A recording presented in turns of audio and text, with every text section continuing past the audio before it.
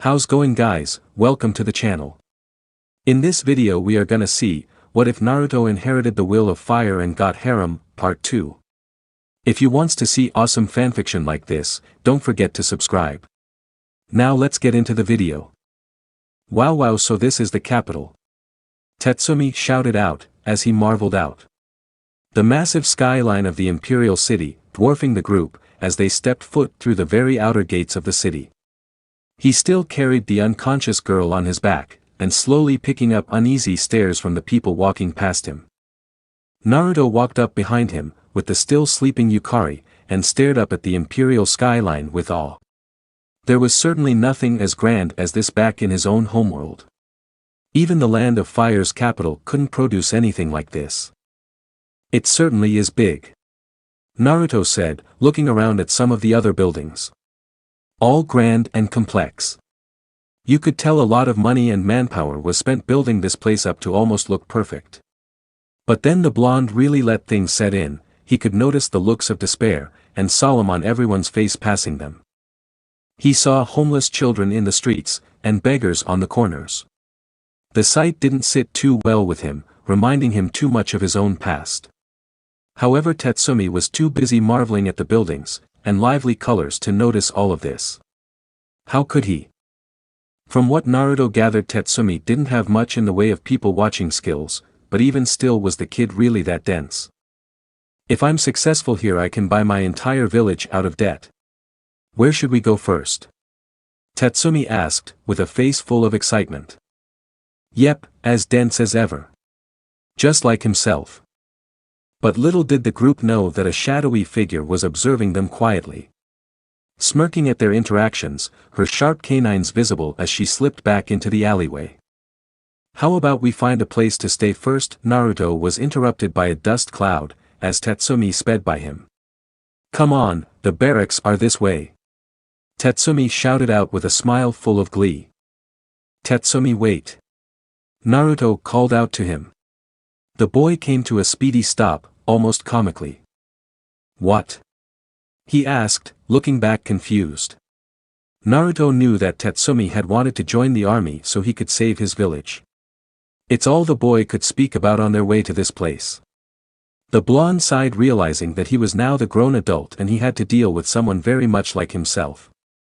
He felt for Kakashi-sensei in this very moment, and vowed to apologize to him if they ever met again for all the years of hardship he had brought on him. So now Naruto had to put this in terms the boy would understand. We should find an inn first to put these two at. Don't you think so? Then you can run off, and explore to your heart's content. He said, pointing to Yukari on his back, and the girl on Tatsumi's. Well, yeah, I suppose. Tatsumi said, fully thinking the situation through, kicking the rocks along the road. Clearly annoyed with being hindered from his goal. We'll go to the barracks when we're done. Naruto smirked, wanting to put some spirit back into the boy's eyes before turning back and walking in the opposite direction of Tatsumi. Alright, fine. Tatsumi said, quickly catching up to the blonde, following him closely. The two had walked no more than 5 minutes, before they had stumbled on a small inn near a small park. The two agreed on it, and walked into the building. They were greeted by a rather skinny man, who wore what looked like a bellhop uniform.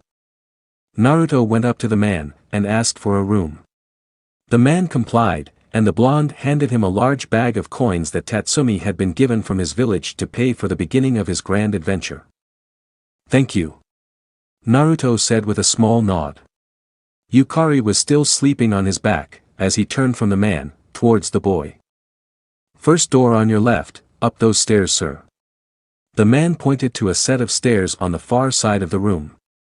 Naruto and Tatsumi went up the stairs, and walked down a short hallway before finding their room. Naruto gripped the handle, and opened the wooden door. It was a rather small room with a small bathroom to their left, and 2 beds in the main area with a window on the far wall. Geez, they charge this much to stay in one room? And by the hour? I don't know if we'll have enough to pay for the rest of the night here if that's the case. Tatsumi said, as he set the girl down on the bed closest to him. Naruto lightly tossed the bag of coins back to the boy before, gently setting Yukari on the other unoccupied bed. Times seem tough here. Haven't you noticed? Naruto said, as he pulled the covers over Yukari, who happily snuggled into the bed. What do you mean? This place looked very lively today. Wasn't it? Tatsumi asked, looking confused. He thought Naruto had a screw loose. The imperial capital was like heaven. Lots of safe and secure buildings, shops as far as the eye could see, guards everywhere. He had never seen a safer place. His village could never even hold a candle up to this place. The Uzumaki shook his head, sitting on the edge of Yukari's bed. No, not really. No one was smiling, everyone had a solemn expression. Lots of beggars and orphans. He explained, rubbing the little girl's head before getting up and walking over to the window. Staring down at the street, his brow furrowed. People didn't look like they were happy here. From what he sensed, it felt like everyone here was imprisoned. He wanted to do something about it. It reminded him of his village when he was very young, when tragedy after tragedy had racked his people with grief.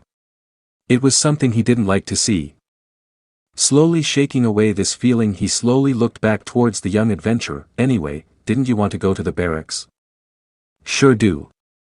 Tatsumi said with a wide grin, as he went to the door. Clearly ready to get going, not even noticing the Uzumaki's body language. I'll stay here, and watch over these two. Naruto said, pointing over to the two sleeping members of their party.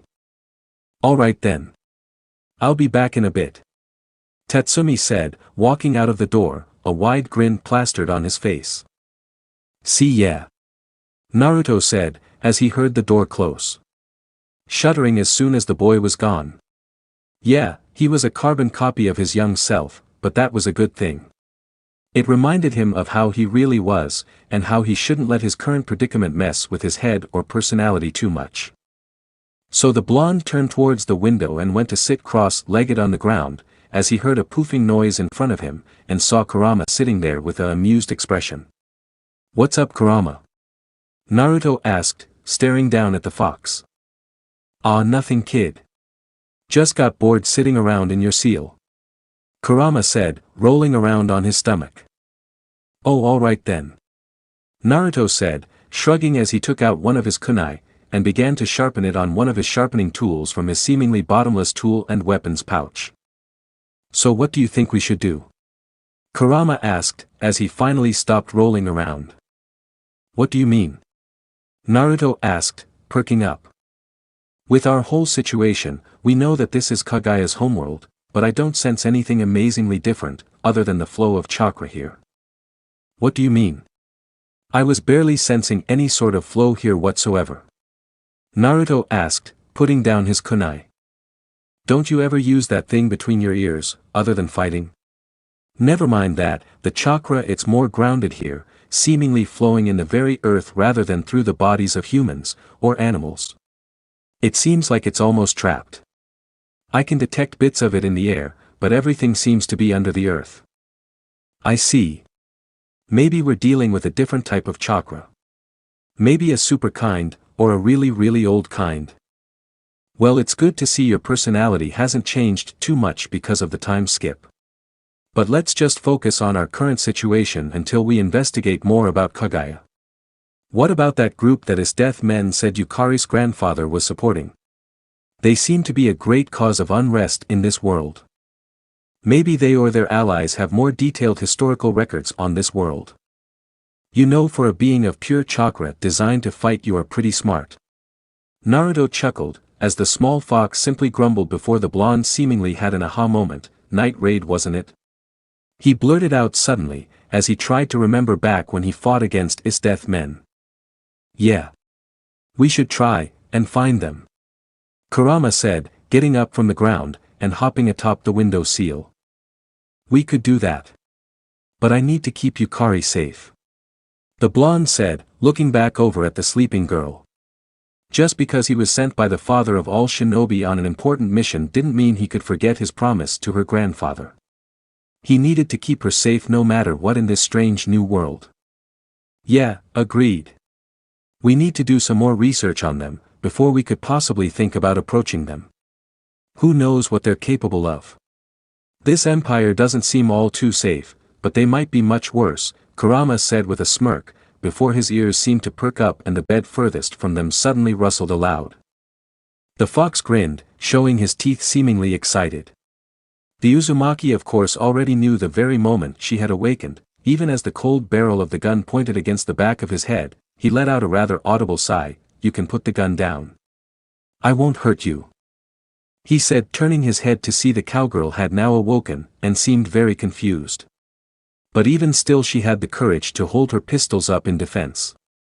You have 10 seconds to tell me where I am, and who the hell you are, she shouted out, as she moved her guns closer to him. Naruto could tell she was trying not to panic.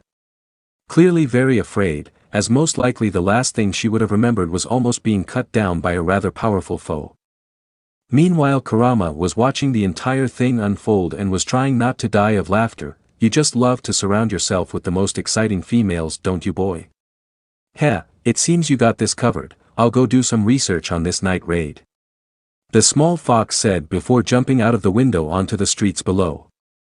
Useless fox, Naruto muttered under his breath, realizing he needed to defuse this situation before it got any more out of hand, or worse, the now rustling little girl was put in danger.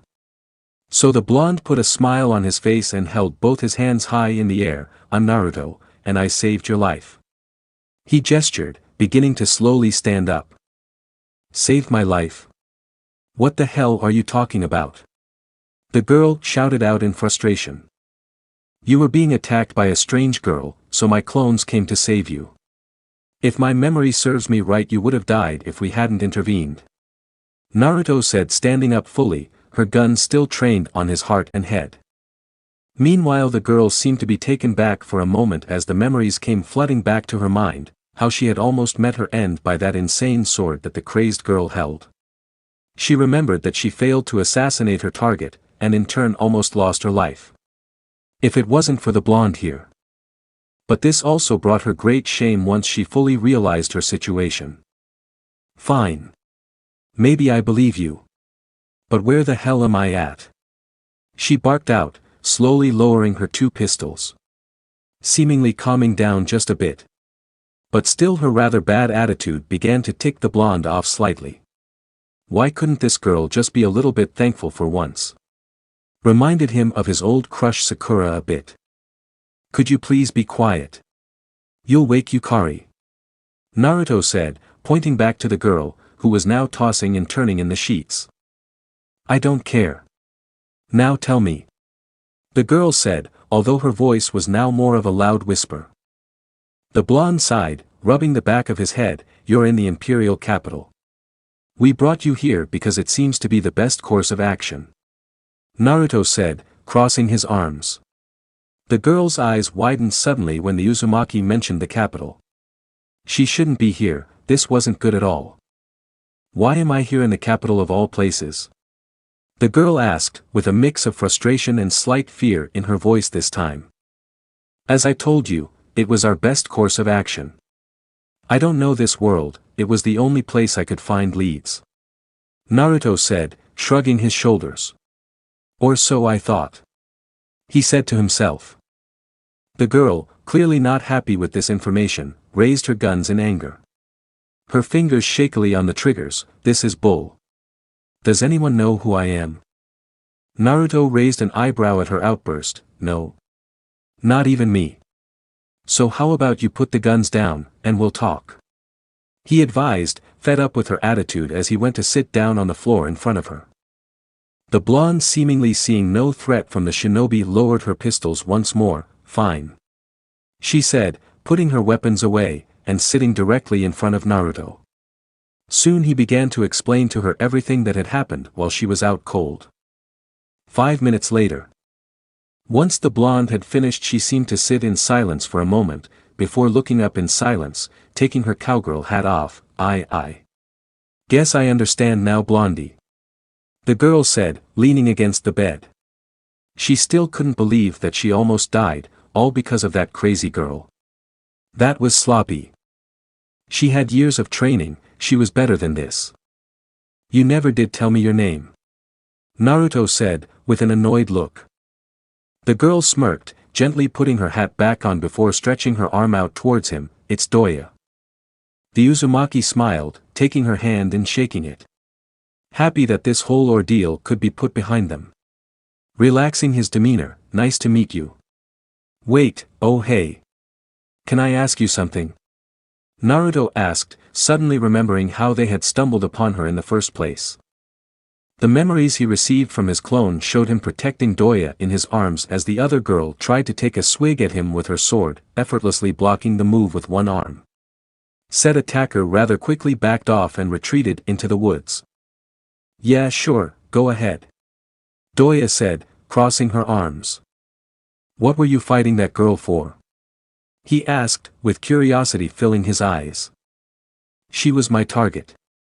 Doya simply stated, staring him dead in the eye. Target? The blonde asked, scratching his head. She didn't look like an assassin to him. Yeah. I'm an assassin for the northern tribe.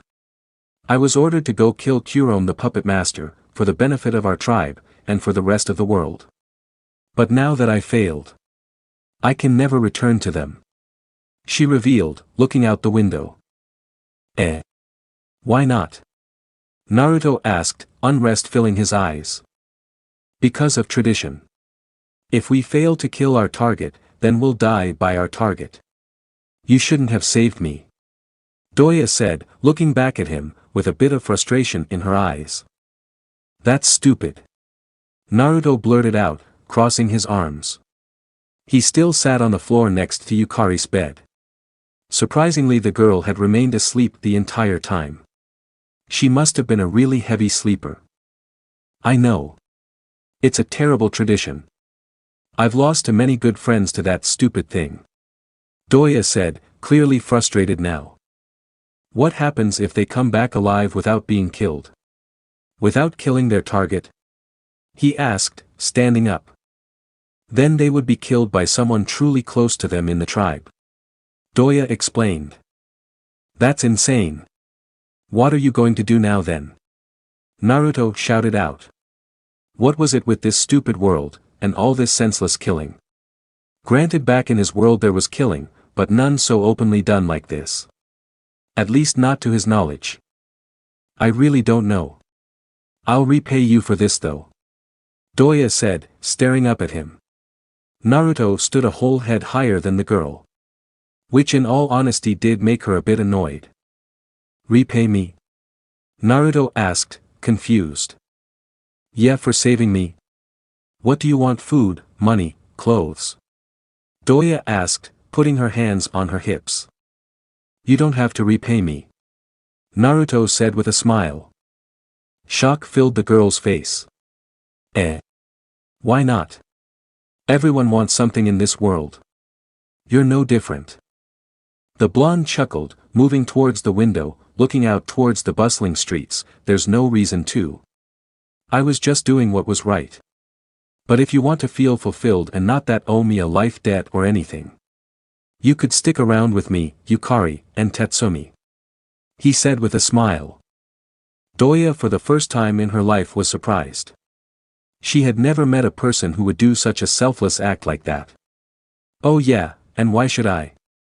She asked, recovering from the small shock of Naruto's seemingly unending kindness. Well, honestly, I really don't know. It's just a suggestion. Tatsumi wants to make it big here, to support his village, and I just want to make sure Yukari's safe. Along with some other things as well. Naruto said, crossing his arms, and looking back at the sleeping girl, who had a small smile across her face. Why do you want to protect her so badly? Are you some kind of pervert or something, Blondie? Doya said with a smirk. The Uzumaki looked back at her with a horrified expression. He stammered out, he may have been trained by a pervert, but he was no pervert. He thought to himself. Doya chuckled and patted the Jinchuriki on his back. Relax, I'm just kidding, but I would like to know why. She asked, sitting down on the edge of Yukari's bed. Naruto didn't know if he should tell her, but if he wanted her to trust him he had to. I made a promise to her, and her grandpa that I'd protect her no matter what. He revealed what happened to her grandpa. Doya asked, although she was pretty sure that she knew the answer already. He was killed by a group of elite Imperial soldiers, because he was a sympathizer for this group called Night Raid. Naruto said. Her eyes quickly perked up at the mention of the seemingly infamous group.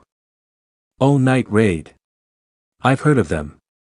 I was actually thinking about joining the group. She revealed with a smirk. Yeah. The idea's been bouncing around in my head about reaching out to them. Perhaps I could find some leads there, but I have to worry about Yukari. Naruto said in a worried tone. He didn't want to put her in any more danger than she already had been in. But something told him that in this world it wouldn't be possible. You'd be making a better world for her. I'm sure you've noticed the state of this place. Doya said, looking towards the window at the gray skyline of the city. Yeah, I have. What's the problem with this place? Where I come from, this place would have been put in check years ago. Naruto asked. It's something that's been bothering him since he got here. Too much violence, blood, and death. For what? Money? Greed? Power? Well, Doya began, just as the door to their room was sent flying open.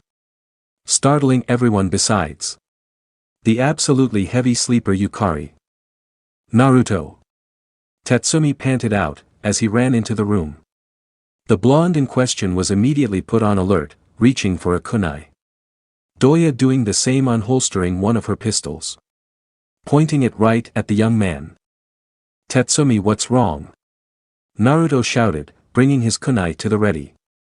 I lost all my money. Tatsumi shouted out, as he began to whine. Naruto blinked for a moment as a poker face slowly took over his expression, before realization hit him like a truck, and his Uzumaki side was unleashed in a sudden burst of anger. You did what?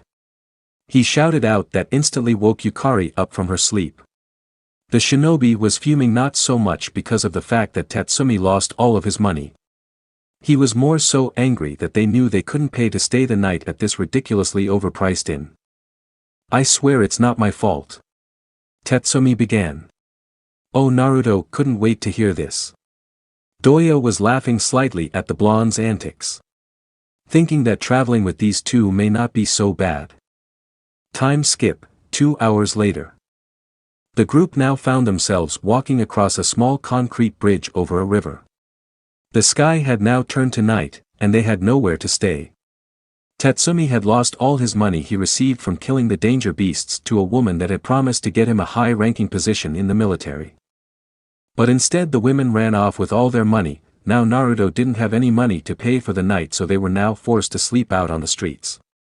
Kurama had found them a little while ago, and smacked Tatsumi across the face, calling him an idiot. At first Tatsumi freaked out because of the talking fox, but when Naruto very loudly explained it to him, he settled the boy down. Oh well, isn't this just great? Tatsumi shouted out, as he kicked a rock alongside the bridge. It's your own goddamn fault. Doya shouted out to him. She had laughed her ass off after Tatsumi told them the story of him losing the money. So she thought this was the perfect moment to pick on him. Why are you even still here? Tatsumi shouted out, pointing back to the BP cowgirl. I'm simply repaying a debt back to Naruto, and besides you guys will probably need the best gunslinger in all of the North's help on your journeys. She said with a smirk. Oh, don't give me that crap. I don't want to hear it from you. You just woke up a few hours ago. I had to carry you around all day. Do you know how much you weigh? Tatsumi shouted back. What Tatsumi didn't know is that he had just jumped into a pit filled with vipers. Why you? Doya shouted out, as she began to chase him around the bridge. Luckily for Tatsumi, he was faster than her. Naruto simply stood leaned against the side of the bridge watching the two go at it. Yukari was at his side holding his hand. She had a bright smile on her face, one that wasn't meant for this place. A moment later Naruto saw a fairly nice-looking carriage pass by him. It stopped a second later, and a young girl who had short chest-length blonde hair with a fluffy, blue hair accessory stepped out of it. She had an expensive-looking blue and white dress on. She approached Naruto with a smile. Excuse me. She asked, approaching the blonde in a very formal manner. Kurama had instantly disappeared back into Naruto's seal, to make sure no one saw him. Yeah. Can I help you? The blonde asked, raising an eyebrow. Yes. Do you, and your friends have anywhere to stay tonight? She asked, looking over to Tatsumi, and Doya. Doya currently had her pistol in the boy's face, as he loudly begged for forgiveness. Naruto shook his head, sighing. Sadly no. Her smile widened at this. Oh, would you like to stay at my house then? The girl simply stated. Tatsumi and Doya quickly took notice of the girl, and walked over. Huh. We don't have much money. Tatsumi said, approaching her. You wouldn't be out here if you did. She said with a smile, turning to him. Tatsumi had to admit she was fairly cute. Doya on the other hand got an uneasy feeling from her. Give it a break. Lady Aria can't leave helpless people like you alone. A man said as he stepped out of the carriage, followed by another. Naruto could tell that these were her bodyguards. She won't give up until she gets what she wants. The other bodyguard said, shrugging his shoulders. So what do you say? The girl known as Aria asked Naruto. The blonde thought it over for a second. If it was just Tatsumi, and Doya with him, they could have easily slept outside, but he had Yukari to worry about. Alright then. Naruto said, nodding his head. Great. Aria said with a bigger smile than before, and before they knew it they were all pouring into the girl's carriage. Off to wherever this girl called home. After a short time they found themselves in front of a very large mansion on the upper landings of the imperial capital. But the minute Naruto stepped out of the carriage he knew something was off. The smell, and the look of this place didn't seem right. He needed to make sure to keep Yukari close at all times here. They all walked inside, and were ushered into a room with two adults. Naruto guessed that these were her parents. This place is gigantic. Tatsumi shouted out, much to Doya's annoyance. She was about to yell at him when one of the two approached the group. An older-looking gentleman, most likely Aria's father. Oh my Aria, brought some more people home again. How wonderful. The man said with a smile. He held out his hand to Naruto, and in return the Uzumaki shook it. What a habit she's picked up. It's a little late, but I think I could make it work. The second adult said, from the chair by the fireplace. The old man moved them into the room where they began to discuss why they came to be here. They were all now sitting in chairs surrounding the fireplace. Aria's family was on the left while Naruto's group was on the right. Yukari was sitting on Naruto's lap, humming a song. Tatsumi explained how he wanted to join the military, and become a great general. Doya said he was only here because of Naruto, and Yukari was too shy to talk. So Naruto, what do you wish to do? Aria's father asked the blonde. Nothing much really. Naruto said, putting his hand behind his head, and stared up at the ceiling. He needed to keep Yukari safe, and find out just what was going on with Kagaya's homeworld. But he couldn't say these things aloud. No one would understand his motives and he may be found out. Oh. I see, young man, but you know, if there's anything you need you can always come to me. The old man said with a smile. A smile that made Naruto a bit uneasy. Also stay wary tonight. The woman said suddenly. Concern filling her face. Why's that? Tatsumi asked with curiosity. There's a group called Night Raid lurking about in the capital lately. They've been targeting rich citizens for their money, and executed their entire families. The old man said, looking extremely worried. Tatsumi's eyes widened. What? Really? Tatsumi asked with shock in his voice. He couldn't believe a group would do that. It made him sick to his stomach just thinking about it. Naruto and Doya simply looked at each other, figuratively rolling their eyes. Yes. Our neighbors were attacked, and killed recently. These people want nothing more than our heads. So be on guard tonight. The old man warned the group. You got it. Tatsumi said with a confident smirk. He could handle a few assassins, no problem. Nothing could stop him, not an earth dragon, nothing. Naruto sighed, patting Tatsumi on the shoulder, before looking back to the old man, of course. But also I would like to thank you for all your help. I don't know what we would have done if your daughter hadn't come along. Naruto said, as he shifted in his chair with a grateful smile. We're all helping each other. You do something nice for someone too. Aria's mother said, with another smile that made both him and Doya uncomfortable. Will do. Tatsumi said, giving both of her parents a thumbs up. Naruto saw so much of himself in Tatsumi it wasn't even funny anymore. Will, it's about time we head to bed. Aria can show you to your rooms. The man said, getting up from his seat, followed by his wife. They soon exited the room, and left Naruto's group with Aria. Follow me please. Aria said, getting up from her seat. The group followed the girl through her house until they reached a long hallway with multiple doors. Alright, this one's for the girls, and that one's for the boys. Have a pleasant night and please be safe. We have a lot to do tomorrow. Aria said, walking back down the hallway, and towards a different part of the house. Naruto in the meantime knelt down, and was eye level with Yukari now. Are you going to be okay? He asked. Naruto didn't want to leave her alone, especially not here. But he was a guest, and Pervy Sage always taught him to follow the owner's rules when he was a guest somewhere. Besides, he could jump to her aid in a second, but even he needed rest. He had been going strong for the past few days. He needed a small recharge. I think so. Yukari said, nodding. Alright, if anything's wrong, get Doya. I trust she'll help you. Naruto said, getting up, and giving the blonde assassin a nod. You have my word, Naruto. Doya said with a determined expression. Good. I'm going to hold you to that. Be safe and stay on guard, anything could happen.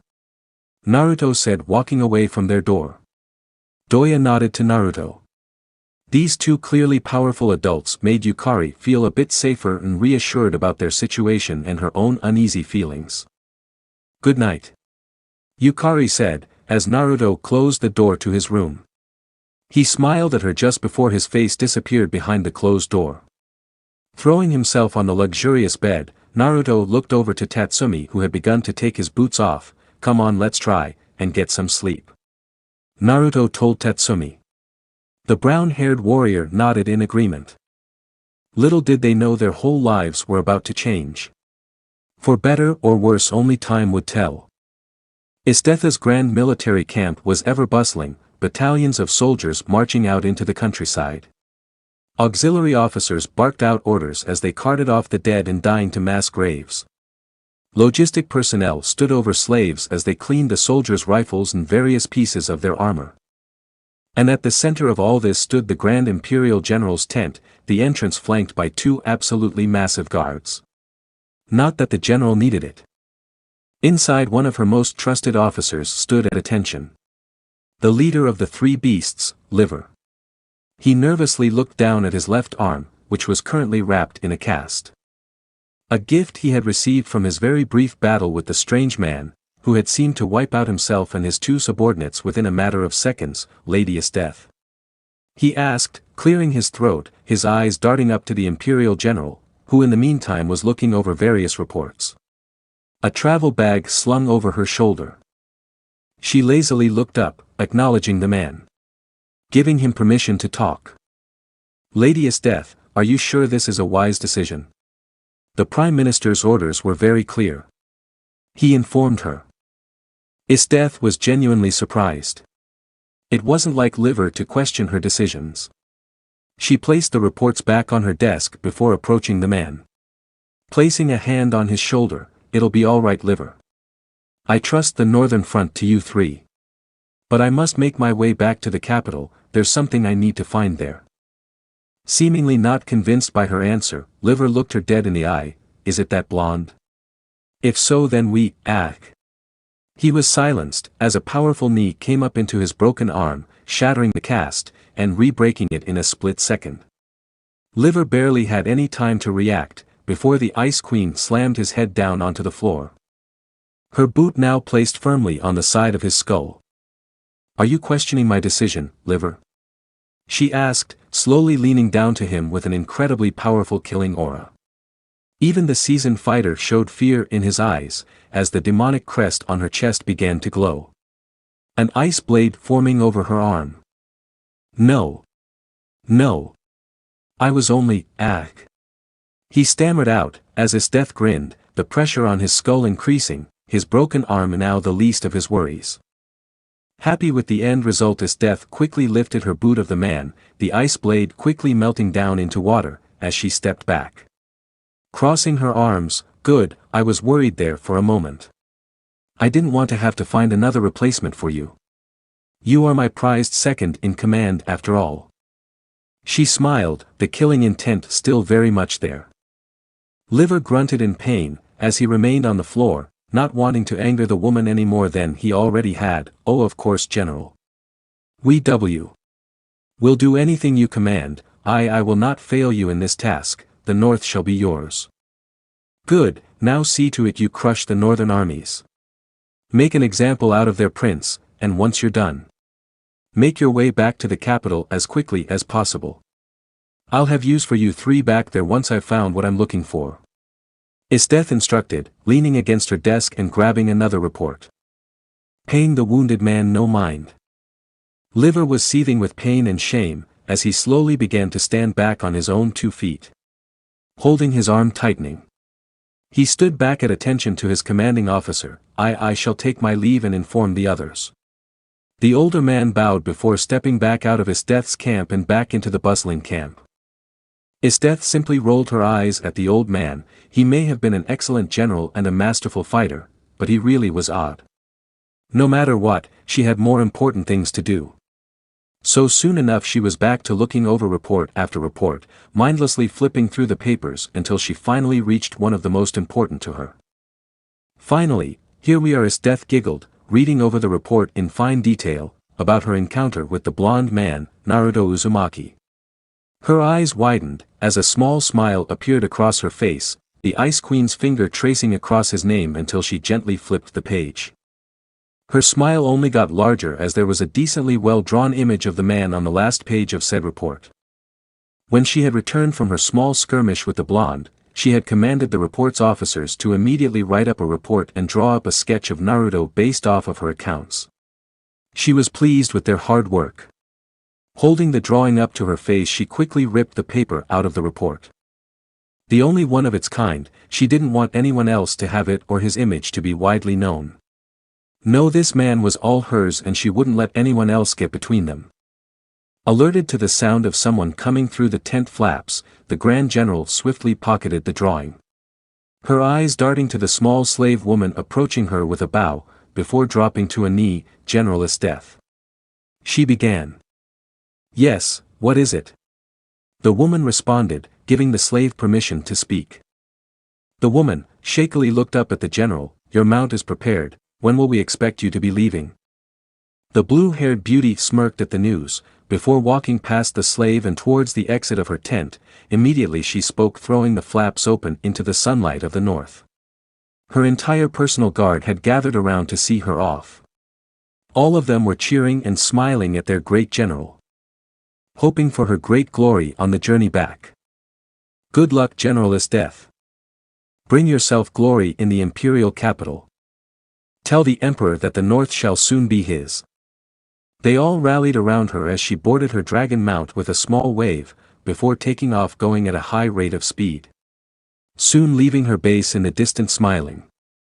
Getting ever closer to finding the man that stole her heart. Now, too, find Naruto and make him mine. She giggled once more, taking out the sketch and holding it up to her chest. Things were about to get interesting. "Hey kid! Kid! Wake up!" Kurama suddenly roared in the blonde's ears.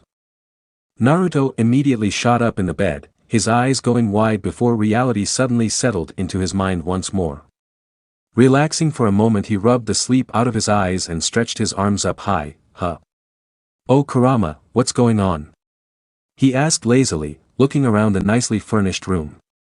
The Uzumaki could mentally hear the great fox groan before continuing the current conversation. You've been sleeping for 12 hours, child. It's time to wake up. He reveled. Naruto instantly jumped out of bed, and clumsily put his shoes on. Remember where they were and his current situation. Yeah. Why did no one wake me up? Wait, where's Tetsumi? Where's Yukari and Doya? He stammered out, looking around the room almost fading into a panic. Kurama poofed in front of Naruto, his tails wrapping around his legs causing him to trip over himself. Relax, kid, Tetsumi ran off with that stuck-up little blonde girl a little while ago, and as for the other two, I assume they're still in their rooms. I haven't heard anything coming from there all morning. The fox chuckled as he plopped down in front of the blonde. Naruto quickly picked himself up before quietly grumbling at the fox before realization quickly settled in. Can't you just sense them? Kurama shook his head, sighing, no. No, I can't. Why do you think I've been going out and searching everywhere? I can't even sense emotions right now. It feels very hazy, like something is actively blocking it in this city. Naruto leaned back on his hands as he looked up towards the chandelier. I didn't even know that was possible. The Nine Tails grumbled once more, before making his way to the nearest window sill. Neither did I, kid. The Uzumaki did the same, leaning his hands against the wood looking down at the fox. I should probably go check on Yukari and Doya in that case. What will you do? I'll go investigate the city some more, try and see what's blocking everything around the area. He announced, gently lifting the window open, as he prepared to jump out, venturing back into the streets of the vast imperial capital. Good luck then, Kurama, just be careful. The fox chuckled. I'm a mystical chakra fox, I think I'll be okay. And with that, part of him left Naruto and into the bright lunchtime streets of the capital, leaving the Uzumaki alone with his thoughts. He exhaled once again, thinking about everything that had transpired since he got here. The battle with Sasuke, Yukari's grandfather, Esdeath, Doya, and what seemed to already be a close friend, Tetsumi. He had gone through so much already, and yet, he still had no idea what he was doing. He was literally making up things as he went along. But hey, isn't that what he was best at? However, he didn't have enough time to think too deeply on this. He had people he needed to take care of. Naruto gently shut the window before moving back over to the bed, where he quickly began to slide on his worn sandals, and throwing on his tattered jacket. Making his way to the door, he made his way outside and into the hallway. His footsteps echoed across the marble floor as he lightly knocked on the girl's door. Yukari? Doya? He asked. No response. Again he knocked louder this time and waited. Once again no response. His instincts quickly getting the better of him, he barged himself into their room. His eyes went wide as their bed laid empty. Reaching for his kunai, he spun around just as the mother of the estate turned the corner. She was holding the hand of a rather excited Yukari, who instantly sprang up as she saw Naruto. Sighing in relief, the blonde quickly pushed the kunai back into his pouch, making sure the woman didn't see it. Meanwhile, Aria's mother gasped in surprise. Oh my, finally awake, I see. She asked, Yukari letting go of her hand and running to hug Naruto. The Uzumaki, still a bit on edge, held Yukari close. Yeah, how'd you end up with her, lady? The mother put her hands on her hips, almost pouting. The woman with her insisted on running after that young man and my daughter. I protested, but she ran off. This little one has been with me most of the morning. She smiled, gesturing to little Yukari, who quickly tugged at Naruto's jacket with a smile. She showed me all her pretty pictures and fed me some yummy food. Naruto, clearly thinking his overactive imagination was getting the better of him, mentally sighed, deciding to give her the benefit of the doubt. Dropping to one knee, he gently rustled Yukari's hair, giving her a small smile. Well, as long as you're safe then. Yukari happily hugged Naruto, while Aria's mother watched the two's interaction, quickly thinking up something for the trio to do. Since they were the only three home and the mansion would be rather boring for a few hours, say if you two aren't doing anything today, would you mind running some errands with me today? My son is one of the officers at the local garrison up the street. I was going to bring him some of my homemade sweet bread, she suggested to the two. Naruto stood back up, instantly disliking the idea. He didn't like being separated from his group. He'd rather wait for them to return, but at the same time it was a good idea to get out and observe the capital a bit more. But still it didn't seem good at. His train of thought was interrupted as Yukari once again began to tug at his jacket. Can we please, Naruto? I promise I'll be on my best behavior, she pleaded, looking up at him with her big blue eyes. The blonde tried to resist for a moment, trying to look away from those big blue eyes, but he felt his resolve slipping and soon he caved. Ah.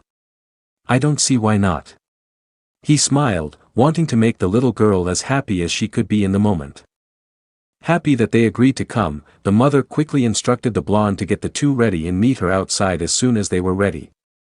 It took them both a few minutes to get ready, but soon enough they met Aria's mother at the grand front doors. Yukari happily took Naruto's hand, as they all began to walk the streets of the upper-class ring of the imperial capital. The Uzumaki peered all around at the people, looking for anything that seemed out of place. But he could sense nothing, just like Kurama said, something definitely seemed out of place here. However, soon enough they had found themselves standing in front of a rather unassuming building between two absolutely massive mansions. See? Already here, that was fast, wasn't it? Aria's mother smiled, as she walked up to the wooden door. The Uzumaki raised an eyebrow. This is an imperial garrison? He asked, not very impressed by its size or state. Wasn't this supposed to be an important building? It housed the guards of the capital, and yet it looked like some run-down shack that the pervy sage would have had them sleep in while they were traveling. She nodded. You see, there's not a lot of crime up here in the upper ring. Being so close to the imperial palace and all. There's almost no need for personal guards, lest they have to deal with the royal guard or the generals personally. She explained, pushing the door open and walking inside. I see. Naruto replied, taking Yukari in after the mother. Aria's mother walked up to the front desk, where a rather young-looking soldier sat, manning the desk. Is Stone here? Can you get him for me?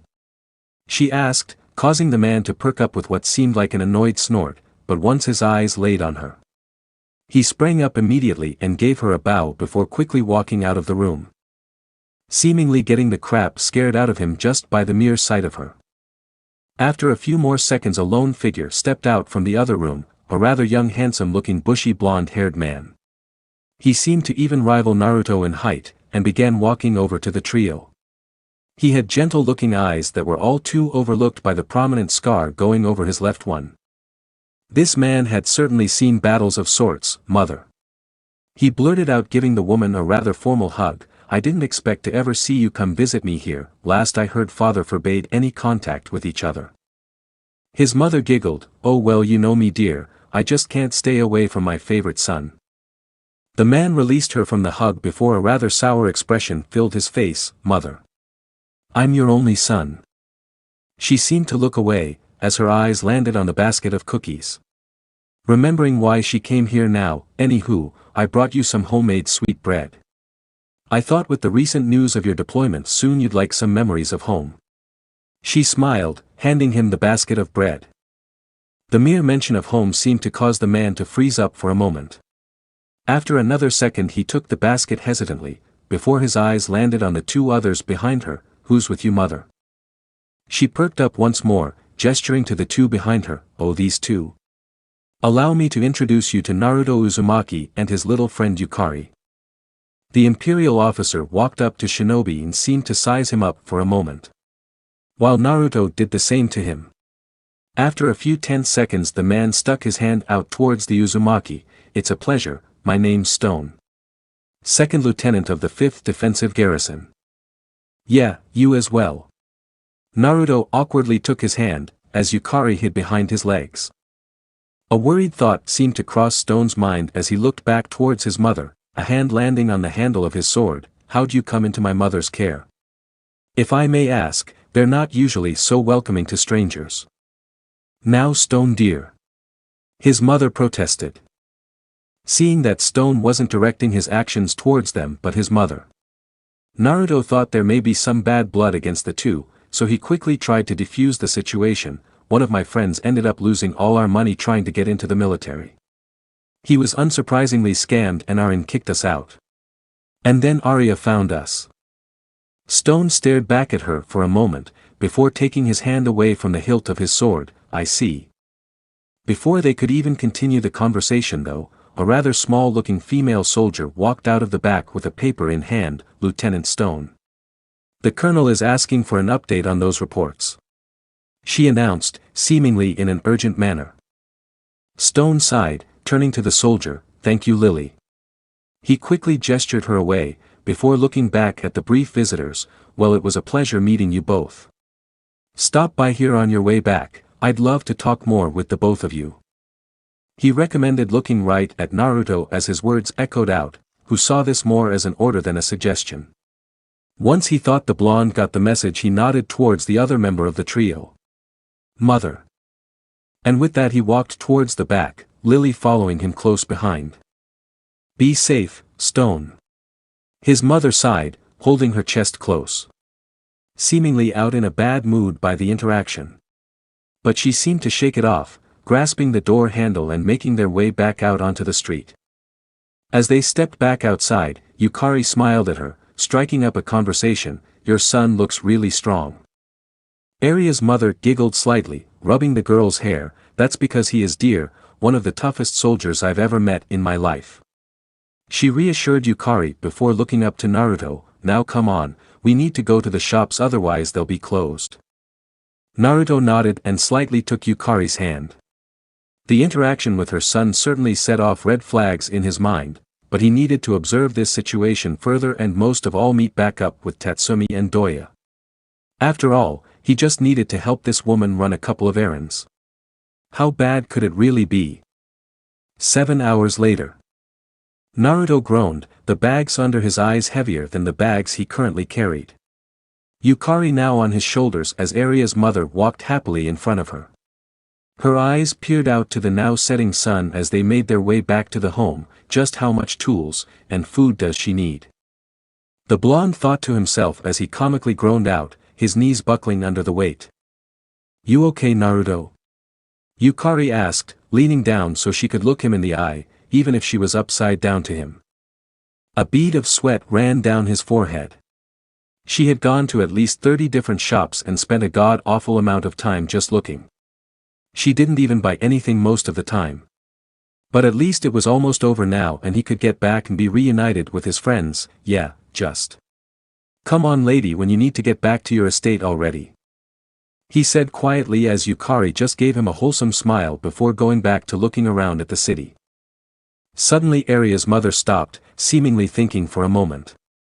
Naruto mentally screamed before she turned back to them with a pleasant smile. All right, that seemed like everything. Now let's head home.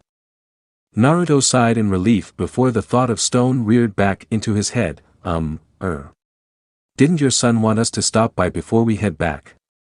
He asked. Aria's mother frowned at the mention of him. It was clear she didn't want to go back for another interaction with the man. But why was the real question here? So seemingly deflecting Naruto's question, she began to walk back to the housing district of the upper ring. Oh, if it was that important, he'll meet us at the mansion, right?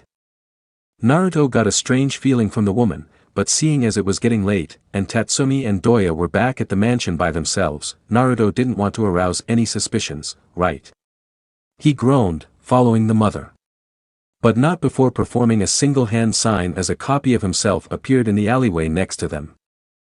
Giving his copy a slight nod, before he jumped off into the rooftops, Naruto didn't make a peep the rest of the way back.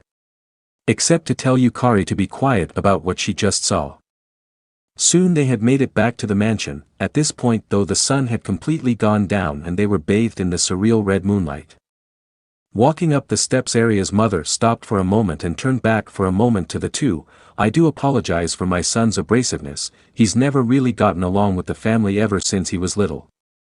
I only hope that one day that he can come back home with a... She was suddenly cut off as the front doors to the estate were busted open as a guardsman sprinted up to the trio.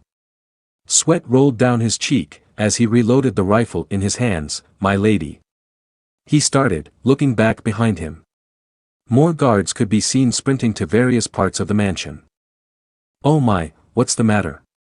Aria's mother asked, quickly approaching the man with great concern.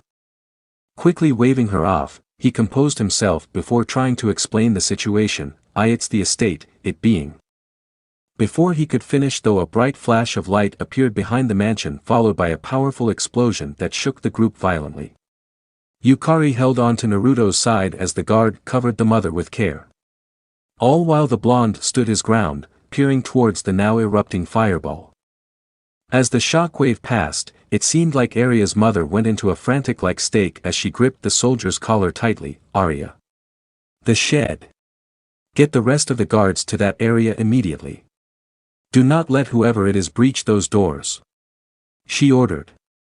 The man hesitantly nodded before looking back towards Naruto with a rather concerned expression. "Yes ma'am, now please we have to get you to the safe room immediately," he instructed, beginning to pull her towards the mansion doors. Gunfire now erupting in the distance. "Wait a minute, where's Aria and my husband?" she asked, looking over his shoulder, into their home. "Lady Aria arrived back home a few hours ago with that boy, and your husband is nowhere to be seen. But we must get you to safety before these attackers reach the actual mansion itself," he informed her. Naruto quickly picked up on how Tatsumi had only returned and not Doya. The mother quickly turned around, looking back to the blonde. "Naruto please, you have to find them for me. Please. Those attackers won't leave anything left of them if they find out who they are. Please," she pleaded, her eyes welling with tears as the guard continued to try and get her inside. Naruto in the meantime was in deep thought. From what he had figured out, something was not okay with this family and this was most likely a justified attack. But on the other hand, he needed to find Tatsumi and Doya so he could get the two to safety. After another moment of thought, Naruto made up his mind. He wasn't going to look for them, but it would be a good excuse to get inside the mansion without raising much suspicion from the guards. "Alright, I'll find them." "How go?" "Get out of here and get to safety." The woman's eyes filled with joy, as she gave him a tight hug, but finally the guard managed to get her away, and the two disappeared inside the mansion. Trying to get away from the ever-approaching danger. The Uzumaki sighed, not liking the fact he had to lie, but these people didn't seem right at all. There was more to the story and he absolutely had to investigate it further. Slowly closing his eyes he calmed his mind for a moment. "Kurama, can you hear me?" Naruto asked in his mindscape, hoping to hear from his trusted companion. A moment of silence passed, until the blonde felt 4 tiny paws land on his shoulder. Opening his eyes he looked over to see the tiny fox grinning down at him. "I could hear the explosion from a few blocks away. Finally some fun, right?" he growled, looking up towards the rising smoke before snickering at the Uzumaki. "More Imperial Guard are on their way here and this place will be surrounded in about 20 minutes. The blonde nodded, as he grabbed hold of Kurama and placed him on the stone pathway below. "I need to find Tatsumi and Doya. Can you pick up their scent at all? Anything?" The kitsune shook his head. "Nothing kid, I told you I can't sense or smell anything right now. I'm not like your normal animal.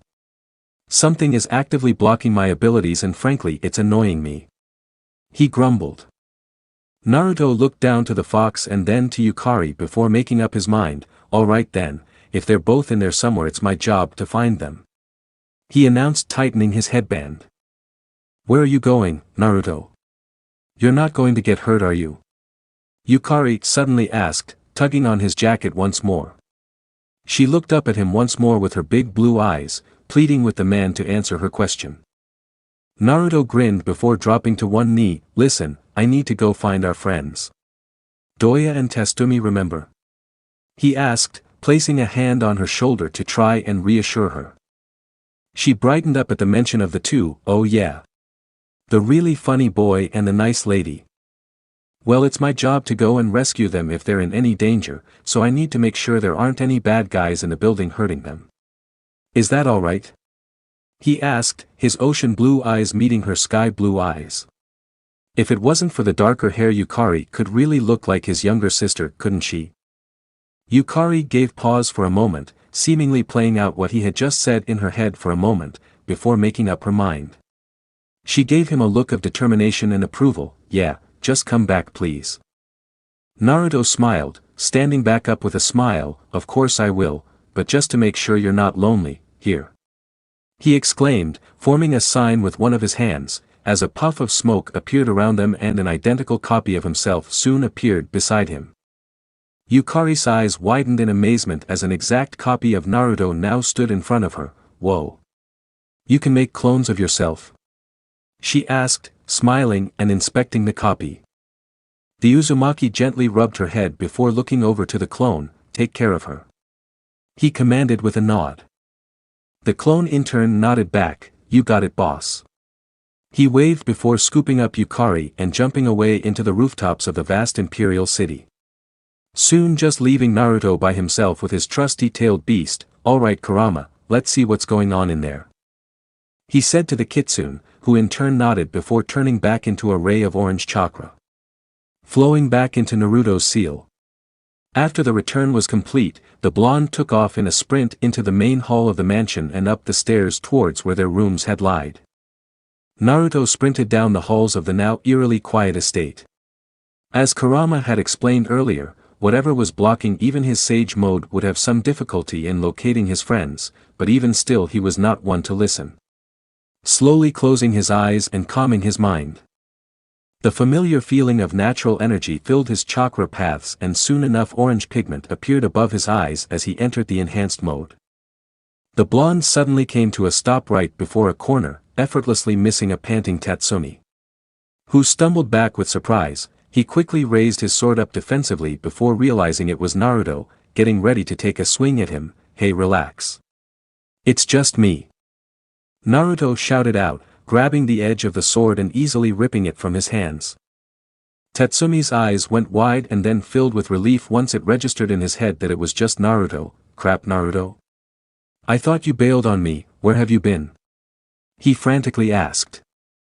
"Yukari and I have been with Aria's mother all day. Where's Doya at?" he demanded, handing the blade back to the worried and panicked boy.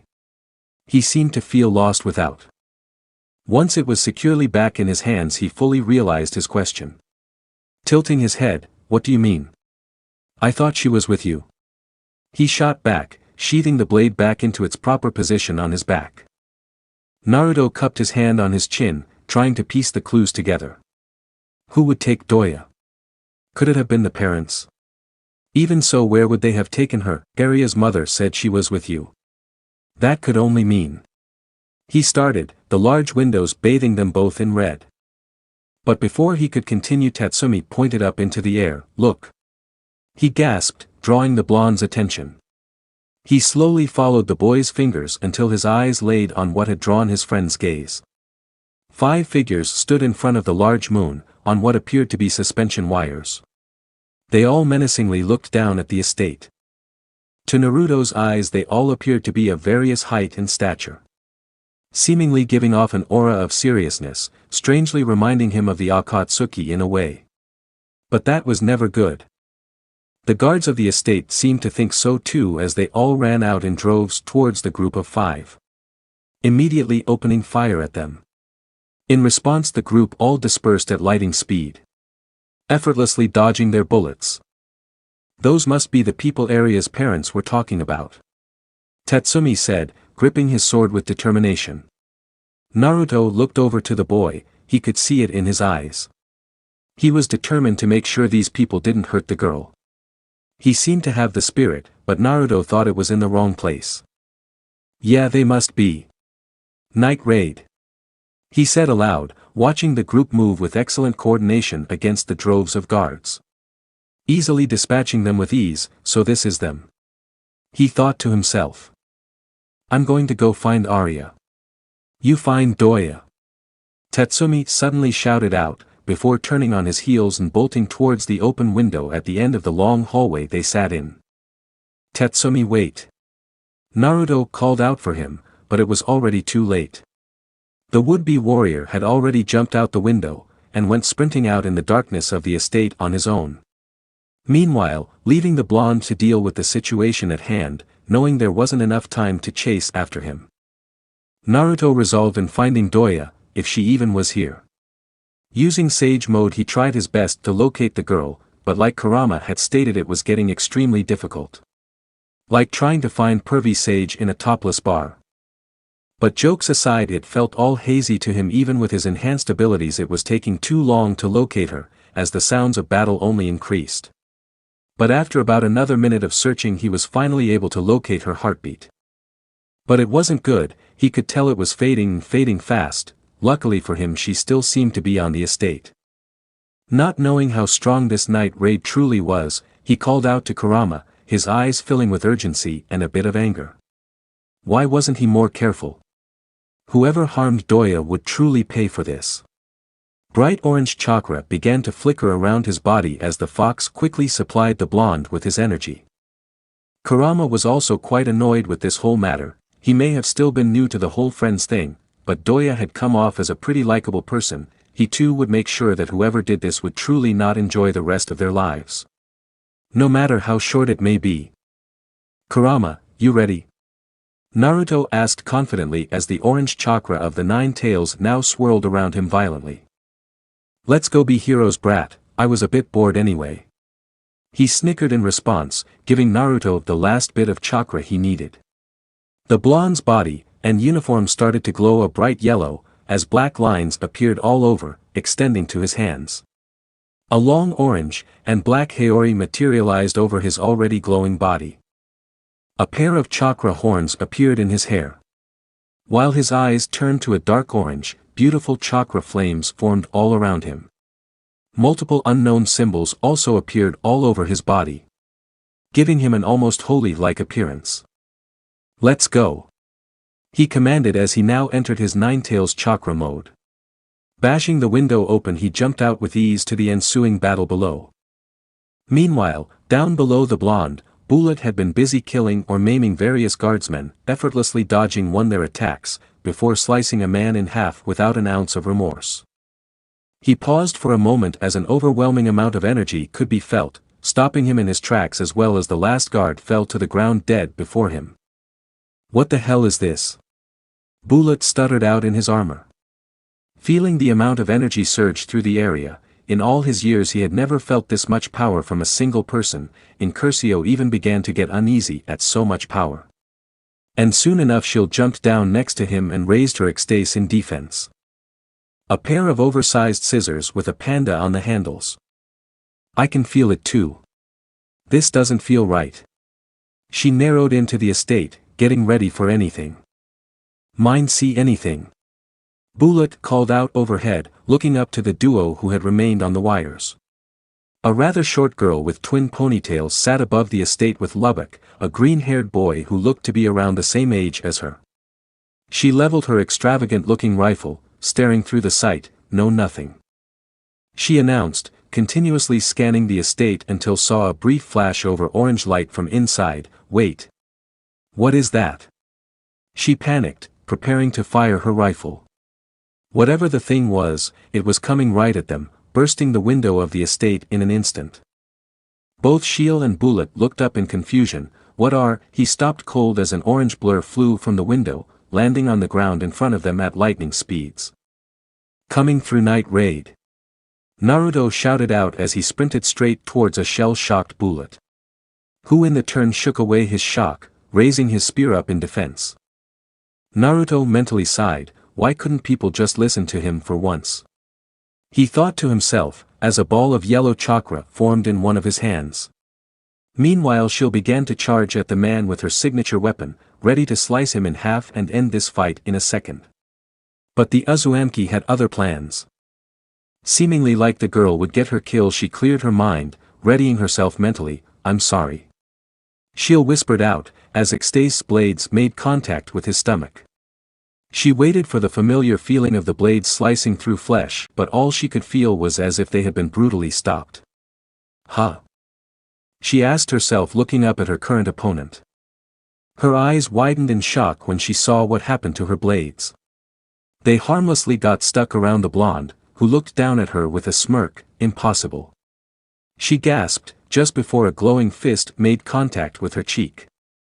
She was sent flying away from the Uzumaki, her Esdeath dropping to the ground, as Naruto looked after her with a bit of concern. "Sorry about that," he announced, seeing her land unceremoniously on the ground. But he was quickly brought out of it as he narrowly dodged the red spear of Incursio. Jumping up into the sky, Naruto shouted down at the man in the armored suit, "I'll give you one chance to move." "No can do," Bullet announced, throwing back his spear into the sky like a missile. Naruto clenched his teeth together, shooting back down towards his next opponent. Effortlessly dodging the spear, Naruto put forward his Rasengan, light orange chakra burning off of it. The air sizzled as it approached the armored man, who tried to brace for the attack. "Rasengan!" Naruto roared out as the swirling mass of chakra smashed into Bullet with enough force to crack the earth beneath him. His armored gauntlets quickly cracked and burst away before Naruto's attack forced the man to the ground. His armor cracked as the Rasengan detonated, resulting in a massive explosion followed by a violent shockwave, blinding the other members of Night Raid. Naruto slowly stood triumphantly atop the man, looking down at him. Bullet's armor was chipped and gone in several places, but he was still alive. "Stay down," Naruto announced before jumping off of him, looking up at the last two remaining members of Night Raid in the area. Mine's eyes widened as the scene finally came into view. "Bullet!" She shouted out, clearly angered at the easy defeat of her two fellow members. "All right, you piece of trash, prepare to die," she added, aiming her pumpkin down at the Uzumaki, and relentlessly laying on the trigger. Naruto disappeared in a blink of orange light as the bullets harmlessly dug themselves into the ground. Mine's eyes widened as his ability, as Lubbock raised his crossed tails ready to defend the team's signature sniper. "Where'd he go? This is what we get when you screw up the mission scheduling, Lubbock. We were supposed to be here yesterday," she stammered as a crackle of orange chakra appeared between the two. The green-haired boy's eyes widened in disbelief at what he had just heard. "Me? It was your job to." "I'm right here," Naruto shouted out, appearing between them, shocking them both. But even still they raised both of their taigu in defense. But it wouldn't do them any good, even for well-trained assassins. They just weren't faster than Naruto, who in turn grabbed both of their heads and almost comically smacked them against each other, effectively knocking them both out and eliminating them as threats. Naruto grabbed them both by their collars and gently floated them down to the ground, where he laid them both, just as she began to regain consciousness. She groggily watched it happen, before seeing the glowing man jump away back into the forest. Naruto crashed through the woods at top speed, closing in on Doya's life force. "Please be okay," he said aloud, before catching sight of the warehouse above the tree line. Guessing that's where Doya was, Naruto leaped into the air and into the clearing in front of the building's massive metal doors. Just in time to see Tatsumi standing defensively in front of Aria, as another person rapidly approached them. A young woman with long black hair that reached down to her knees, raised a sword at his friend, her blood-red irises staring right through Tatsumi, towards Aria. She got into a striking stance in her dark sleeveless mini dress, clearly ready to cut his friend to reach the girl. Naruto had to intervene. "Tatsumi!" the blonde shouted out, as he entered the clearing, sprinting as fast as he could to the boy, but suddenly he picked up Doya's heartbeat as it went haywire, rapidly picking up in beats and then almost to none at all. "Huh? Naruto?" Tatsumi asked as he lowered his guard, looking past the woman. "Naruto?" Akame asked, turning around to see the flaming figure sprinting towards her. She gasped at the sight, before raising Murasame in an attempt to stop him, but as Akame would soon learn, nothing could stop Naruto once he made up his mind.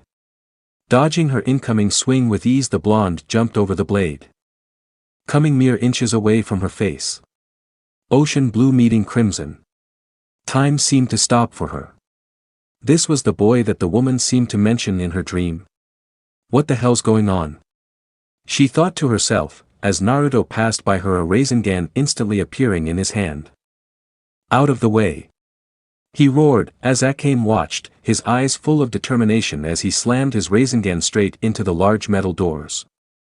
They tried to hold, but were almost instantly blown off their hinges. Slamming on the ground, Naruto slid to a stop inside, his eyes searching. "Doya!" Naruto yelled out, as he began to scan the warehouse. But soon he wished he hadn't. First the smell hit him, and then what awaited his eyes almost made him lose his lunch. Human bodies and remains were scattered throughout the room. More bodies were laid out in cages along the edge of the warehouse. It looked like something out of a horror film. This place was a torture room. Once Naruto realized this, he flared his chakra in anger. How could he be so stupid? The signs were all there. But no matter what, he needed to find Doya. Doya! Are you here? Naruto yelled out, trying to find her. He couldn't sense her anymore. Damn it, this must have been the source of the jamming. He thought to himself, not wanting to even think about what had happened to his friend while he was gone. Stay away from her. A feminine voice suddenly shouted out through the dimly lit warehouse. I know that voice. It's Sayo. Tatsumi suddenly shouted out, running in behind the blonde. With Aria, who seemed to look away at the sight of the gruesome scene. Meanwhile the boy didn't even question why flames seemed to be enveloping his body. Walking past Naruto, Tatsumi shouted out her name once more, Sayo. Tatsumi. A voice called back a moment later. Jumping at the response, Tatsumi jumped the railing. Where are you? He called back, as he prepared to sprint farther into the warehouse. Her voice was cut off as a loud crash was heard in the warehouse. Sayo. Tatsumi called out back into the darkness once again, but no response. Beginning to panic, he looked back up at Naruto, almost pleading. The Uzumaki cleared his mind, listening for the tiniest of noises. After a few moments he jerked his head over to the far left corner of the large warehouse. The sound of a chair being moved ever so slightly could be made out, over there. He shouted, jumping the railing alongside Tatsumi and sprinting into the darkness, Aria trying her best to keep up with them. They all passed the horrors the family had left behind, but they paid that no mind. Reaching the women in distress was their only goal. But little did they know that Akame gently walked into the warehouse. She raised Murasame once more and began to follow them from the shadows. The two kept sprinting through the warehouse until they came across a dimly lit area. One candle hung above the cell-like areas. The duo looked under the candle to see two figures strapped in chairs.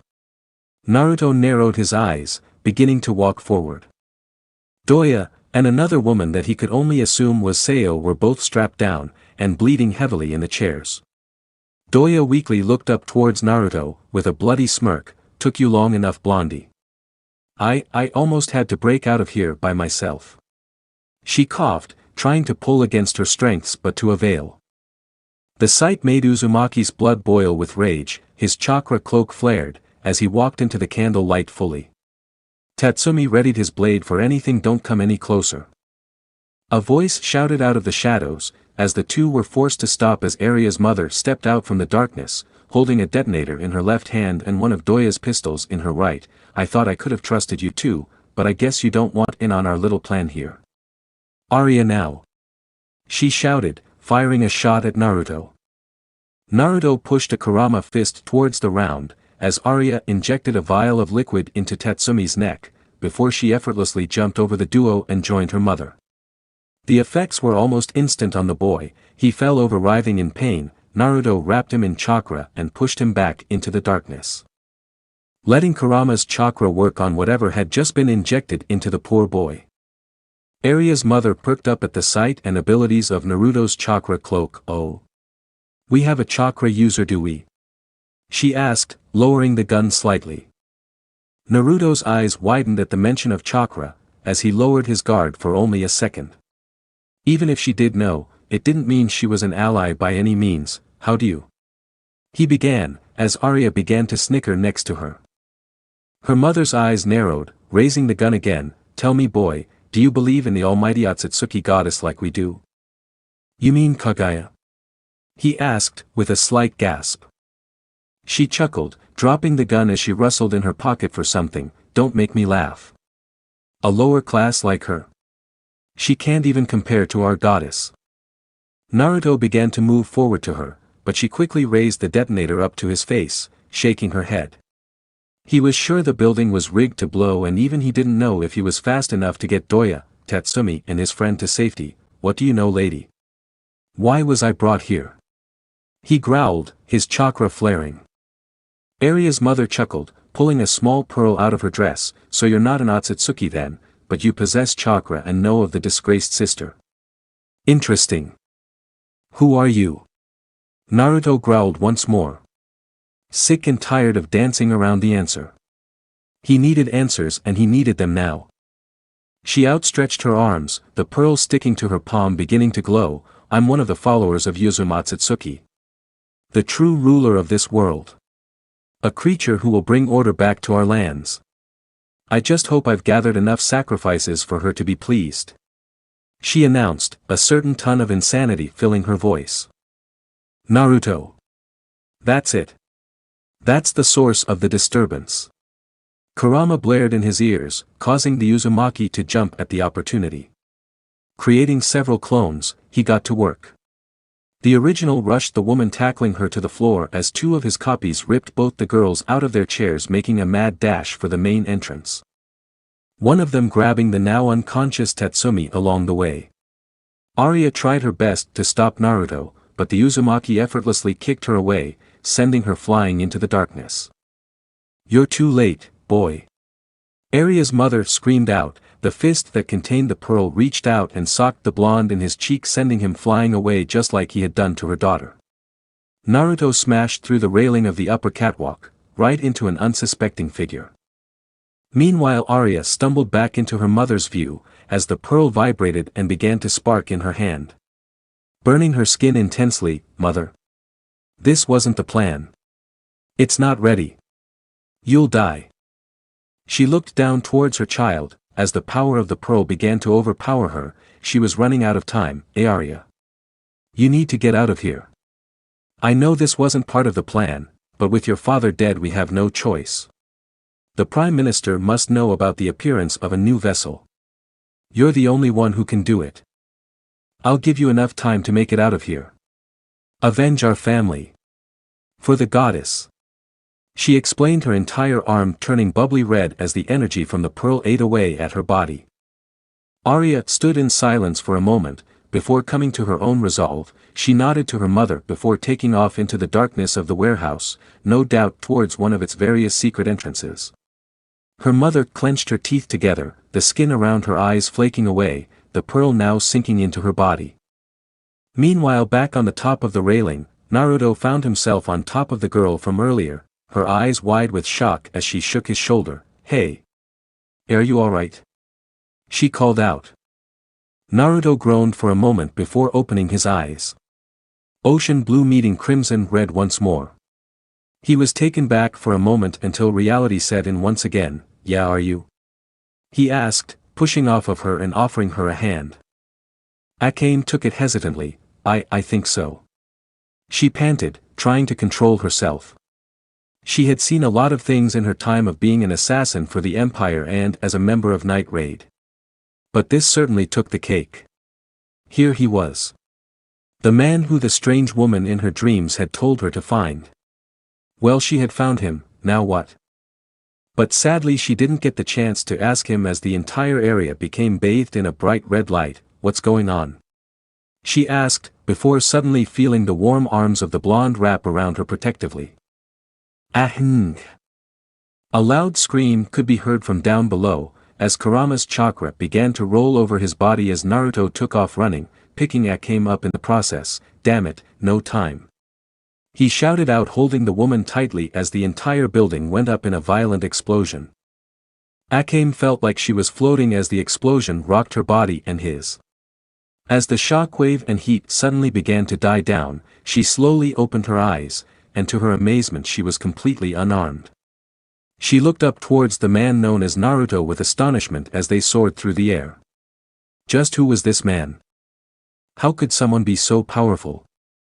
Soon enough the two skidded on the ground before coming to a stop in the clearing where they had first met. Are you alright? Naruto asked, as he placed her on the ground. Kurama's chakra slowly returned back to his body. Akame made sure Murasame was still on her side as she brushed off the dust from her skirt rather hastily. I'm alright, thank you. She asked, hoping the man would pick up on formally introducing himself. Naruto stood there for a second before finally picking up on it. "Oh, Naruto, I'm Naruto Uzumaki," he announced, standing proudly in his chakra cloak. Akane gave him a rather blank expression in return. But on the inside she was going nuts, so many questions and not enough time to answer them. He had to come back to headquarters with her. She needed to know more about Naruto. Akane slowly looked back towards the now smoldering rubble of the warehouse, still amazed they got out of it unharmed. "What happened? What did the mother do?" she asked. Naruto shook his head, before crossing his arms. "I don't know," but she knew what. Naruto was cut off as the sound of footsteps appeared from two different directions. Both him and Akane got into a defensive stance. Pressing their backs together, they waited for the arrival of their respective group of companions. "Naruto!" Tatsumi shouted out, as he burst through some bushes carrying Doya on his back. His friend Sayo followed close behind him. All seemed to be in a much better condition now. Naruto had instructed to heal the three, getting rid of any ailments with the Sage of Six Paths chakra he had now possessed. "Akame!" Leon shouted, jumping down from the trees as the remaining members of Night Raid all grouped around her, keeping their distance at the sight of Naruto, the man who only a few minutes ago had given each of them the biggest defeat of their lives. Mine pushed past the lioness with an overconfident grin as she raised Pumpkin at the blonde. "Akame, get away from him, he's..." Kaboom! It seemed this had to wait for another time as the rubble from the building suddenly imploded in a violent wave of chakra, sending debris everywhere. Each group shielded themselves as it rained over the clearing. "What the hell is going on now?" Lubbock asked, shielding his face with his forearms. As the rest of Night Raid did the same. "Naruto!" Tatsumi called out, trying to get his bearings on his blonde companion. Both Akame and Naruto quickly jumped apart as a rather large figure came crashing down between the two, leaving a small crater where it struck. Naruto's eyes widened as he got a good look at their new opponent. A large grotesque creature, looking almost like the Ten-Tails minions he had fought during the Fourth Great Shinobi World War, except this one seemed different. It was more feminine in appearance and its usual brown skin was replaced by a shade of pale white, with green lines, pulsating all over its body. And at the very center of its forehead, laid the pearl from earlier. "The mother!" Naruto gasped, as the creature aimed its sights towards him. His own eyes widened as it lunged at him, impacting with such force that the ground cracked underneath him. Blocking the move with ease, Naruto narrowed his eyes before laying a fury of punches against the creature, who tried its best to dodge. It growled, grabbing hold of the blonde, slamming him to the ground with a sickening crack. It shrunk down to the same size as him before getting on top of the blonde, laying punch after punch against him. Although the blonde it was punching quickly disappeared in a thick puff of smoke, replaced by a thick piece of wood. The creature looked around, before Naruto suddenly slammed the back of his heel on the thing, flattened its head in one go, as it reached up grasping hold of him before he doubled it down with a micro Rasengan with his left hand, sending the creature flying back into the rubble. He smirked, looking over to Akame, who couldn't believe what she had just witnessed. All of this had just escalated from a simple assassination job. Her disbelief could also be said for both groups. Seeing the new and dangerous creature, but also the Uzumaki's raw strength. He had manhandled the thing for nothing. Whatever either of these beings were, it had certainly changed how things were going to go around here. "Kurama, what is that thing?" Naruto asked, watching the creature slowly get back up from its rather rough landing inside the rubble. The Nine Tails grumbled in his mind, "It's some sort of akatsuki creature. Created from that pearl, no doubt. It must have needed the energy from all those dead bodies and the woman to form." He explained. Naruto sighed, as he took a step forward, making sure the creature still saw him as the primary target. "Well, how tough is that thing?" he asked, starting to form chakra in his hand, staring the thing down. "Not very, from what I can sense it gathers most of its energy from the pearl. Which seems to be the cause of all our troubles. Best bet, if you destroy it, you take it out too." Naruto's trusted Kitsune informed him, as the creature took a step out of the rubble, and violently roared at him once more. Alright then. We know what to do.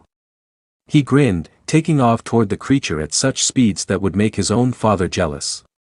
The Akatsuki abomination took off towards him as well, although at a much slower speed. It raised its claws at the blonde, ready to end it all with a single strike. Certainly confident of its own abilities. Meanwhile Naruto passed by the creature at a lightning sprint. The creature didn't even register him, until after the fact.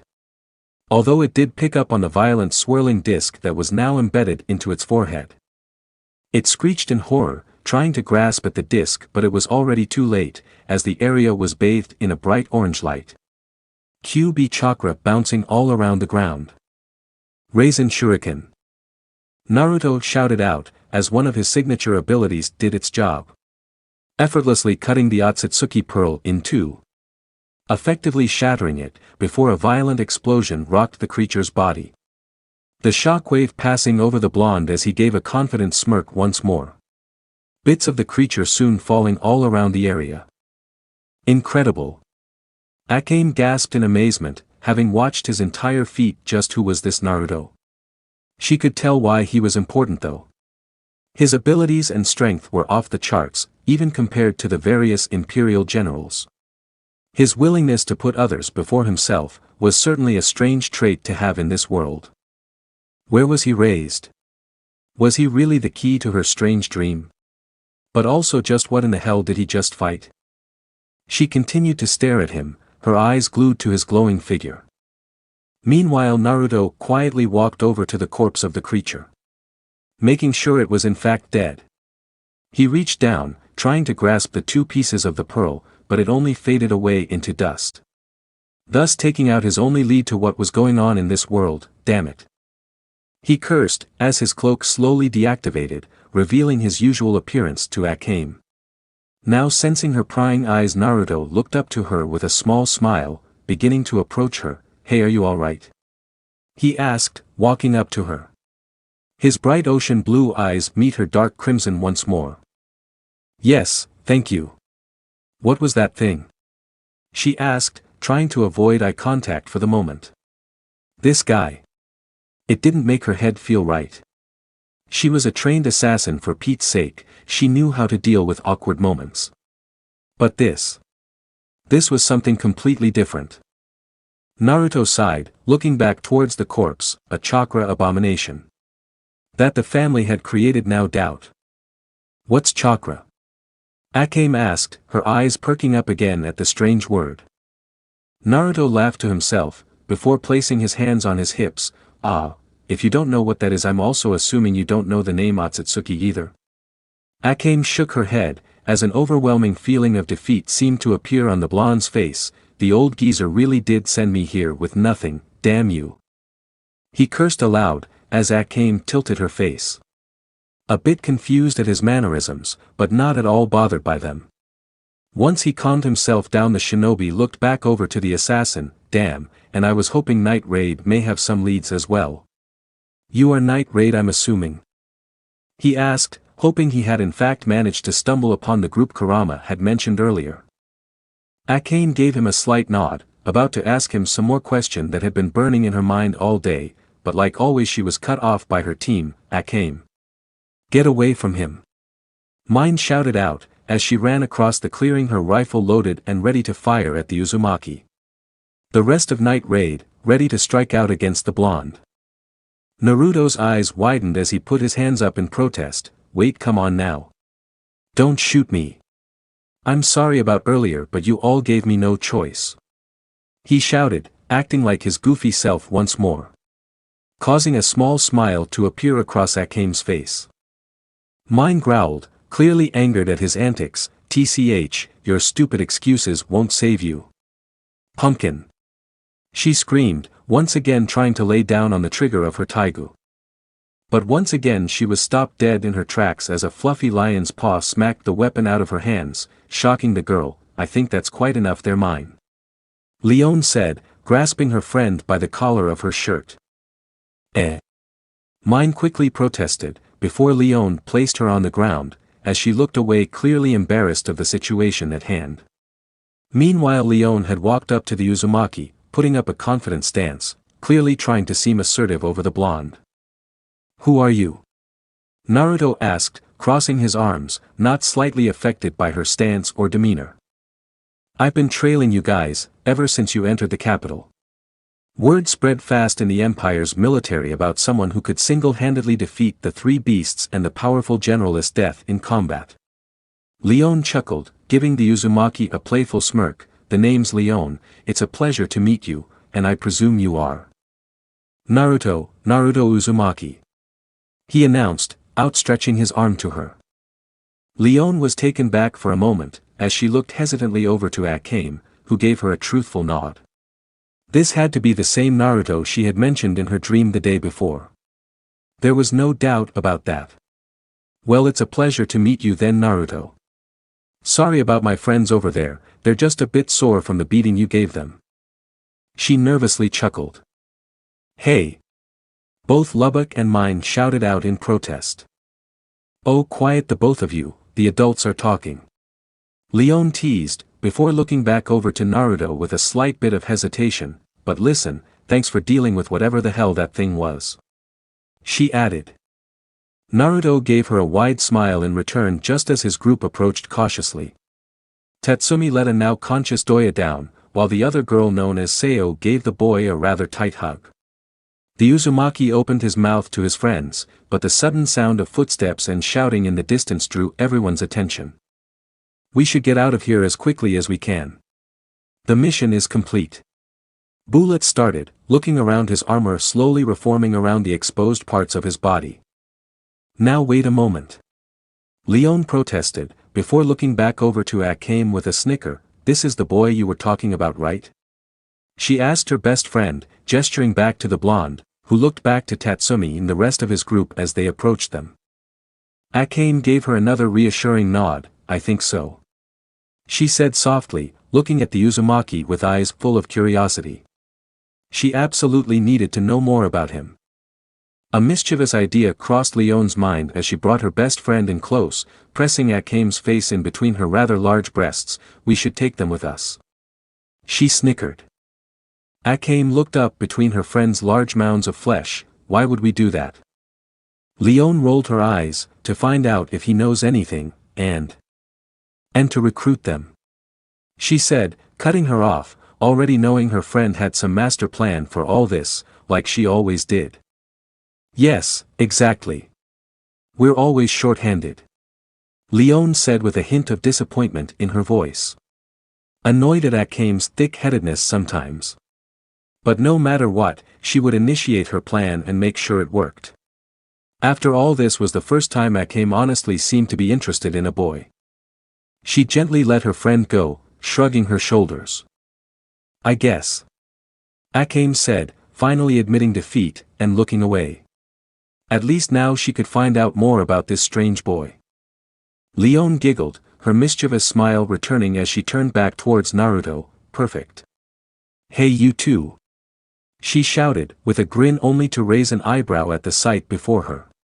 An exact copy of the blonde now stood next to him, a small girl hugging tightly on the copy's back.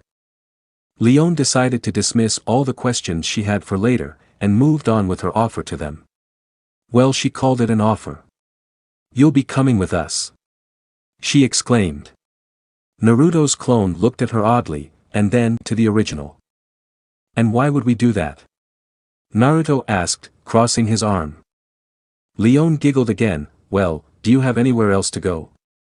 Naruto thought for a moment, before looking over to Yukari and then towards his growing group.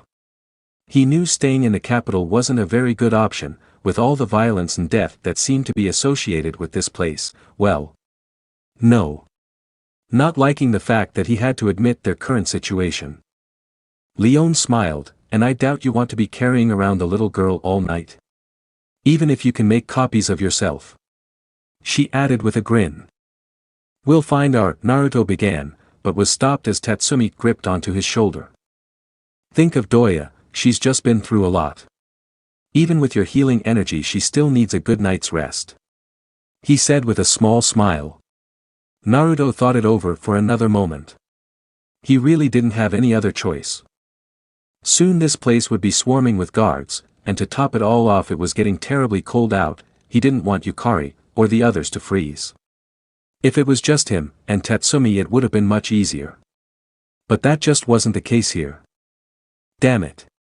Fine, we'll go with you, but if you end up trying the same stuff that these people did on us, then I can assure you, you're going to regret it. He said with a glare. He may have wanted to meet up with this night raid, but he wasn't too keen on joining up with them. His first real experience of hospitality in this world had already left a bad taste in his mouth. The glare seemed to be pretty effective on Leone, who quickly put her hands up in defense. No worries. I promise we won't do anything. All right. I'm sorry, I just have a lot of people to worry about here now. Especially that little one over there. He explained, looking back over to Yukari, with a heartwarming smile, that seemed to catch Akame's attention. His smile. She thought to herself, with a soft grin. No worries, I understand what that's like. Leone grinned before turning back over to the rest of her team, giving them a reassuring nod. They all quickly made their way up to the rest of them, weapons still at the ready, as Leone began her spiel to the rest of them. All right everyone. I'd like for you to all meet the newest recruits of Night Raid. Naruto and... Well. I didn't get the rest of their names, but they're joining us too. She cheered out. Everyone's eyes widened at the sudden news, as both Tatsumi and mine butted their way to the front of each of their respective groups, recruits. They both shouted out, staring each other in the eye. But unfortunately the group's shock was short-lived as a voice shouted out from the tree line, Lieutenant. I heard someone over here. Time to go, Bullet announced, scooping both Lubbock and mine up, taking them up towards the trees. The rest of the members of Night Raid beginning to follow close behind. Akame and Leone being the last to leave. Follow us. The lioness exclaimed, grabbing Akame by the collar as she took off to the trees. Naruto nodded, looking back towards his newly acquired group of friends, who were ready to go. To brave the unknown with the blonde again. He grinned, looked up to Akame one more time. Blue meeting crimson once more. Taking off in a sprint, Naruto jumped into the trees, Yukari now having been moved to his back while the clone had scooped up Doya. While Tatsumi carried his friend off. And soon enough everyone had cleared the area. Leaving just the corpse of the creature and the rubble as an aftermath. Akame knew deep down inside, that things were about to change forever. As soon as Night Raid and Naruto's group had dispersed from the area, a fury of Imperial soldiers flooded the area. All of them quickly went in and secured the clearing. All of them gasped at the sight of the creature before them, as their commanding officer walked into the clearing after it was marked as secure. He strolled up to the creature with a disgusted look. Kicking it a few times before a small female guard came up to him, giving him a quick salute. Lieutenant Stone, there's no sign of the attackers, but we did find the body of your father in the estate, sir. She informed him. Looking at him with a bit of concern, it was his family after all. Stone seemed unfazed by the news. And my mother? Little sister? He asked. The guard shook her head. No sign of them, sir, but I can only assume the worst. The Imperial officer sighed, looking over to the smoldering ruins and then to the creature once more. Keep searching. And your father, sir? She asked, getting slightly worried with his stoic take on the entire situation. Burn the body. He instructed, quickly dismissing the guardsmen. As he made sure she was out of earshot, he growled under his breath, bastard doesn't even deserve that. Meanwhile, above the Imperial officer, the clone Naruto had sent out earlier simply shook his head before dispelling himself. Hearing everything he needed to, Stone would need to be questioned soon enough. So this part ends here. I hope you guys enjoyed this video, so quickly like this video for second part of this series. And comment down below your thoughts about this series. And now it's time for me to go, bye.